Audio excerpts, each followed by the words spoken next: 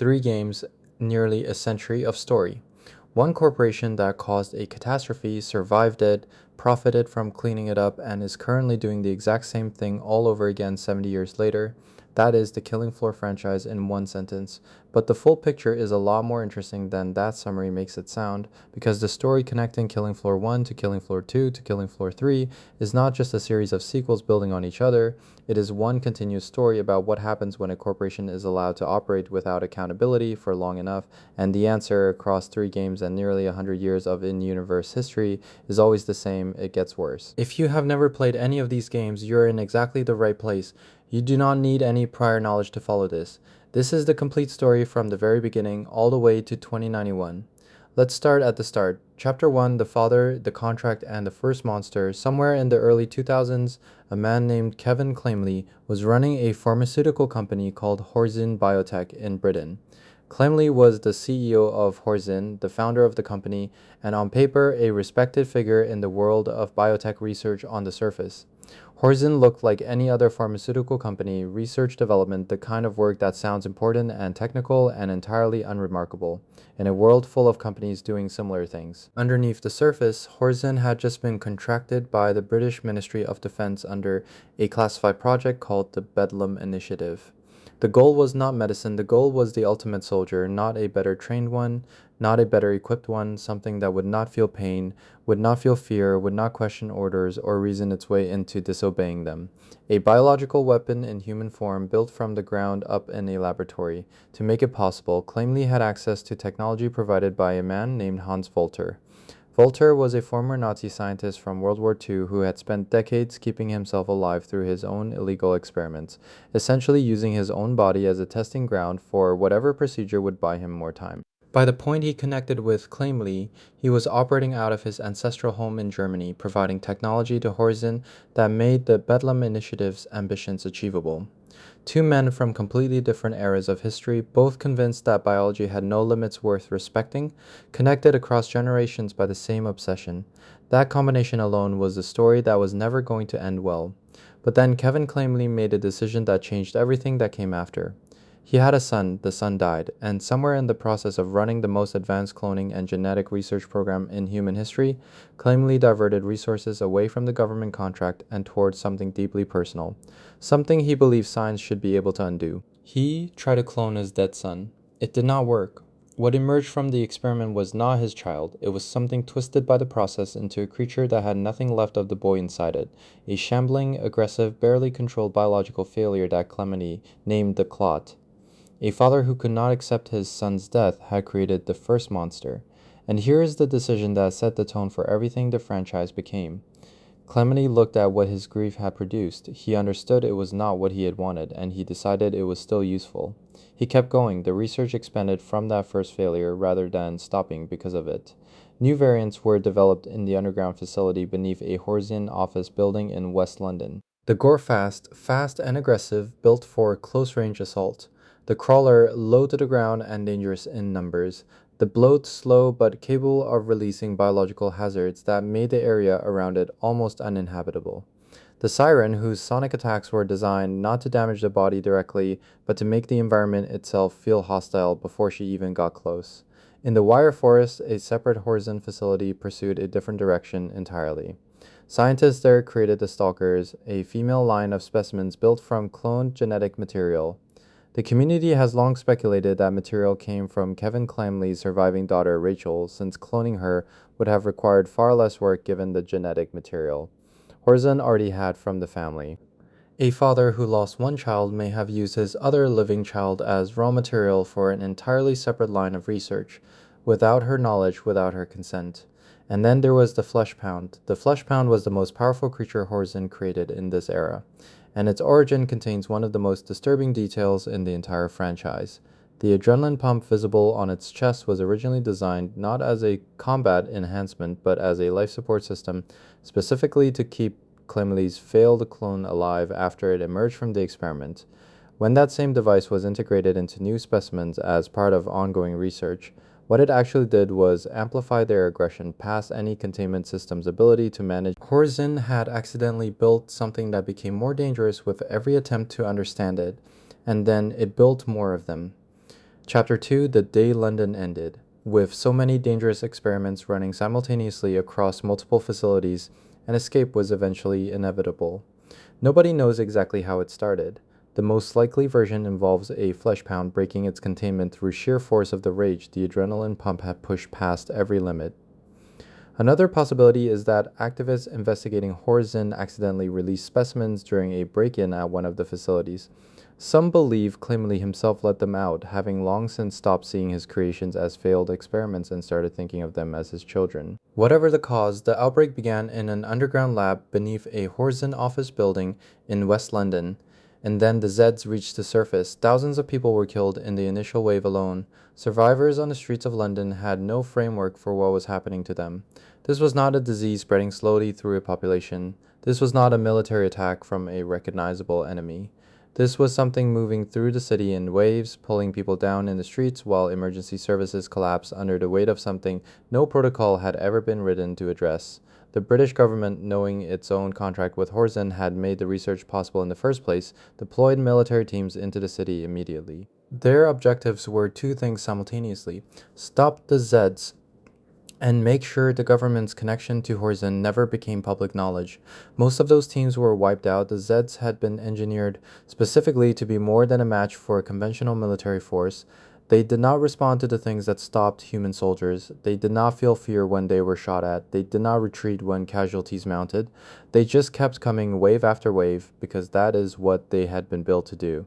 The survivors who managed to stay alive began doing the only thing that was working: banding together, barricading positions, fighting through one wave at a time with whatever weapons they could find or trade for, buying time against something that had no concept of stopping. And as the military finally closed in on Kevin Clamely himself, the man who had started all of this made his last decision. He had his remaining loyal scientists use the full breadth of their research to transform his own body, not into something that would help him escape, not into something that would surrender or negotiate, into a massive armored creature. The franchise calls the Patriarch a boss-type Zed that was both the product of everything Horzine had learned and the final expression of Kevin Clamely's refusal to be held accountable for any of it. The founder of Horzine became one of his own creations rather than face the world he had broken. That is where the first chapter of this story ended, and where the next one began. Chapter 3: The Company That Should Not Have Survived. After the outbreak, something happened that defied every reasonable expectation. Horzine survived, not quietly in the background, not in hiding, openly. And over the years that followed, the company grew more powerful than it had been before the outbreak that should have ended it. Once Kevin Clamely had been ousted from his CEO position, the people running what remained of Horzine made a calculation. The company that caused the crisis was uniquely positioned to manage it because Horzine understood the Zeds better than anyone else alive. They had built them. They knew what those creatures could and could not do. They had the research and institutional knowledge that no government or military force could replicate quickly enough to matter. So Horzine offered its services. It began paying survivors to work as mercenaries, clearing Zed-infested zones under Horzine's direction, compensating anyone who had managed to stay alive for continuing to do exactly that. The company that caused the apocalypse positioned itself as the most effective response to it, and governments desperate to rebuild around the devastation accepted that positioning because the alternative was developing an equivalent capability from scratch while the infected zones kept growing. Some suspected Horzine's motivations were never purely humanitarian. That deploying mercenaries against Zeds in controlled environments was also a way of gathering field data on how their creations performed against real human opponents in real combat conditions, using the people they paid to clean up the mess as an ongoing experiment. That suspicion was never proven, but it was never disproven either. Meanwhile, the Patriarch, Kevin Clamely, in his transformed state, was not finished. He continued working, produced clones of himself, connected with Hans Volter, still alive and still running research in France, militarizing and upgrading specimens beyond what the original London facility had produced. The man who became the Patriarch did not become less dangerous after the government tried to stop him. He became more so. That is the world Killing Floor 2 opened into. Chapter 4: The Continent Burns. 1 month after the London outbreak. Continental Europe. The infection had spread faster than anyone managed to contain it. City after city, country after country, the Zeds moved through populations that had no more framework for fighting them than London did when it first began. The European Union existed in name only. The governments it was built from had collapsed or were collapsing. Overwhelmed by a crisis none of their institutions were designed to manage, military forces sent to contain the spread had been systematically destroyed by an enemy that did not tire and did not stop and did not care about supply lines or morale or any of the things conventional military doctrine was built to exploit. The only people still fighting effectively were the mercenaries. Small teams moving through what remained of Europe's cities and towns and countryside, clearing zones and surviving waves while the world burned around them. Paid by Horzine for every wave they pushed through, fighting creatures that the company paying them had built in a basement a month ago. The patriarch, Kevin Clamely's transformed self, was out there somewhere, active, his cloning operations running, his children spreading alongside the original outbreak. Hans Volter was in France, upgrading specimens and militarizing the next generation of what Horzine's research had produced, still keeping himself alive through technology that had no business working as long as it did. Beaufort eventually encountered and defeated, at least temporarily. But Europe was already changed beyond anything that could be quickly undone. The infection had spread too far to fully contain. The governments that could have coordinated a real response no longer existed in the form they would have needed to. The military forces that might have stopped the spread were mostly gone. What Killing Floor 2 ended with was not victory, it was survival. Fragile, uncertain, a humanity that was still fighting but had lost much of what it had been fighting to protect. And somewhere in the ruins of all of that, Horzine kept operating.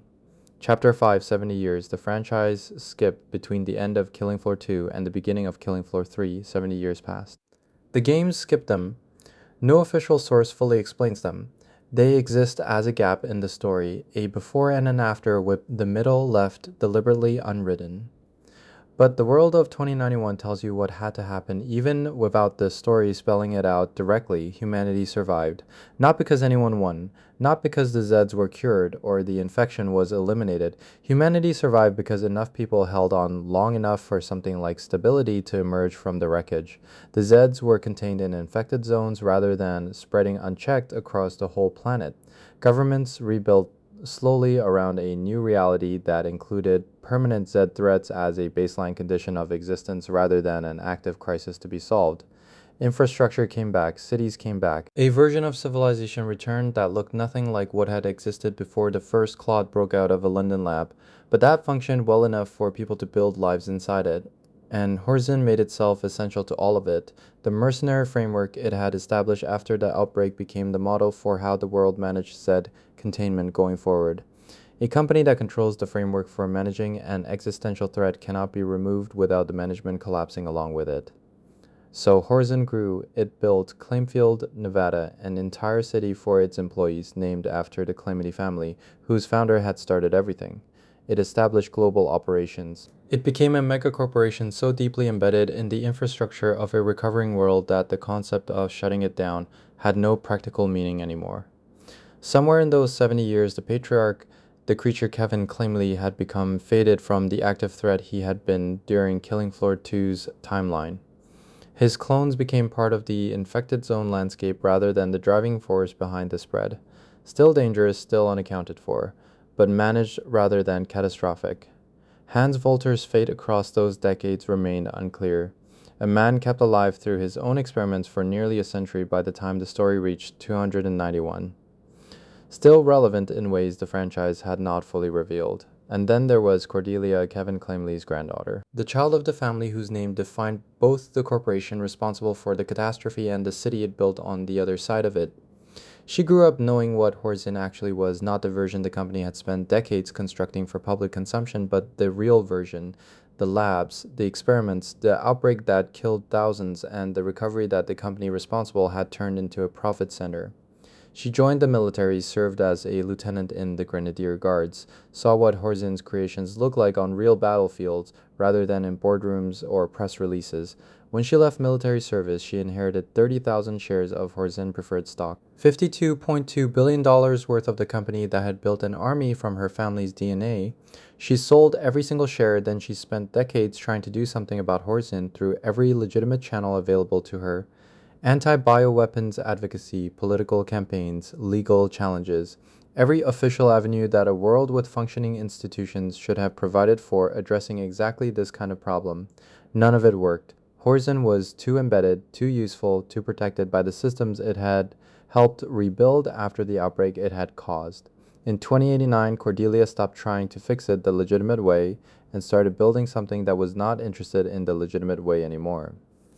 She founded Nightfall, a secret paramilitary organization built from the ground up with one purpose, taking Horzine on directly since every other method had failed. 22 acres in Red Pine, Oregon, a base she called the Stronghold, positioned 70 miles from Horzine's headquarters in Clemmerfield, Nevada, close enough to act, far enough to stay undetected.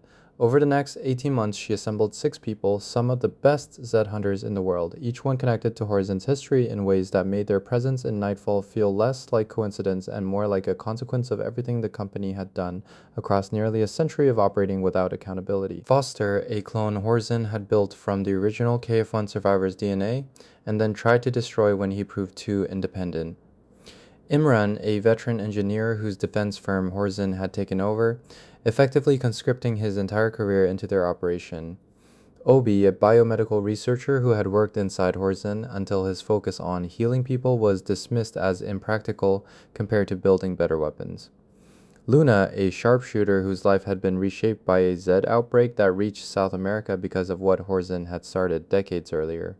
Devlin, a former military weapons specialist whose skills with fire and incendiaries found their real purpose in fighting what the company had produced. And Nakata, a seasoned veteran whose full history the story was still holding back, 6 people, 1 base, 70 miles from the enemy against a corporation that had survived its own apocalypse and grown more powerful from the recovery that followed it. Chapter 6, 2091. The year is 2091. Clemmerfield, Nevada looks nothing like what most people imagine when they picture a corporate headquarters. It is cold, deliberately imposing, built from architecture that reflects exactly what Horzine is when it stops performing friendliness toward the people it depends on. There is a park, a market, employee residential towers, a bank of Horzine, everything a company needs to house its workforce in a city it controls from the ground up. Underneath that city, a hidden Zed storage facility had been built that none of the employees living above it knew anything about it, was activated. The official description called it inexplicable, meaning nobody provided an explanation for why it happened or who caused it. The streets of Claimfield turned into a war zone. Horzine's chief of security, a man named Masterson III, grandson of Bill Masterson Sr., who had been connected to the franchise's story since the very beginning, was scapegoated for the disaster and publicly ousted despite the evidence pointing more at institutional failure than at any individual decision he had made. With nowhere left to go, he eventually found his way to Nightfall, begrudgingly out of options rather than conviction. And inside Horzine's most restricted research division, a scientist named Dr. Emmanuel Moorcroft, the company's current chief scientist and head of the most secretive research department Horzine operated, had been doing what Horzine scientists had always done. Going further than anyone should, Moorcroft's work centered on a substance called the mire, something that did not just modify existing biology but rewrote it at a level conventional science could not fully explain. He believed it represented the next step in human evolution. His followers, including a junior biochemist named Edgar Hobbs who was willing to commit actual crimes to protect the research, believed him completely. His closest scientific peer, a senior researcher named Pam Medford, who had once supported his work, watched what the mire actually did to living things and turned against him entirely. What the mire produced was unlike anything the original research program had ever created. Scavengers that hunted in coordinated packs and cannibalized their own dead to grow stronger. Queen crawlers that produced larvae while they hunted, filling the environment around them with threats even as they remained the biggest threat in the room. Impalers that coordinated with each other in simultaneous assaults specifically designed to fragment the teamwork Nightfall depended on. The Chimera, the most advanced creation in Horzine's entire history, built from multiple biological sources combined into a single, stable entity, things that could not have existed at any earlier point in the company's history. Products of 70 years of accumulated research with no meaningful external constraints on what was allowed to be attempted. Moorcroft himself tracked to Antarctica, where his experiments had crossed into something described as extra-dimensional, was becoming increasingly unstable as a result of what he had been exposing himself to. Walking the same path Kevin Clamely had walked decades before him, convinced he was helping humanity evolve while the evidence of what he was actually producing mounted around him. The story of Killing Floor 3 is still being written. Season 4 is on the way. The community believes the patriarch himself might finally return. Kevin Clemley's transformed body, still unaccounted for after 70 years, potentially about to intersect with the war his granddaughter was fighting against the company he had built. If that happened, the story would connect everything, past, present, and future, in a way that changed how every earlier moment in the franchise looked in retrospect. What the whole story is actually about: strip away the Zeds, the corporations, the genetic experiments, the 70-year timeline. The Killing Floor franchise is one story told across 3 games. A father's grief created the first monster. That monster became an army. That army almost ended civilization. The company responsible survived by making itself the solution to the problem it caused. And 70 years later, inside that same company, a different man with a different belief in what his research could accomplish for humanity was walking the exact same path toward the exact same ending. Kevin Clamely thought he was helping humanity. He was trying to bring his son back. Moorcroft thought he was helping humanity. He believed the mire was evolution's missing piece. Same company, same self-justification, same pattern unfolding in real time, while the only people paying close enough attention had 6 specialists, a base in Oregon, and a director who gave away $52 billion because she ran out of legitimate options. 3 games, nearly 100 years. One story about what happens when the people responsible for a catastrophe are allowed to define the response to it. It always gets worse until someone decides it won't. That someone is Cordelia Clamely, and she is 70 miles away. That is the complete story of the Killing Floor franchise from KF1 to KF3. If you want to go deeper on any specific piece of this, the Meyer, Moorcroft, Horzine's full history, Nightfall's team, or what the claim-filled outbreak actually was, every single one of those videos is in the playlist below. Each one connects directly back to the story we just told and takes it further than we had time to go here. Subscribe so you do not miss what Season 4 brings. If the Patriarch is coming back, the story is about to connect everything past, present, and future in a way that changes how you see every video in this series, and drop a comment. After seeing the full picture from KF1 all the way to KF3, do you think Horzine can actually be stopped, or is the company too embedded in the world at this point for even Cordelia and Nightfall to make a real difference? Tell me what you think.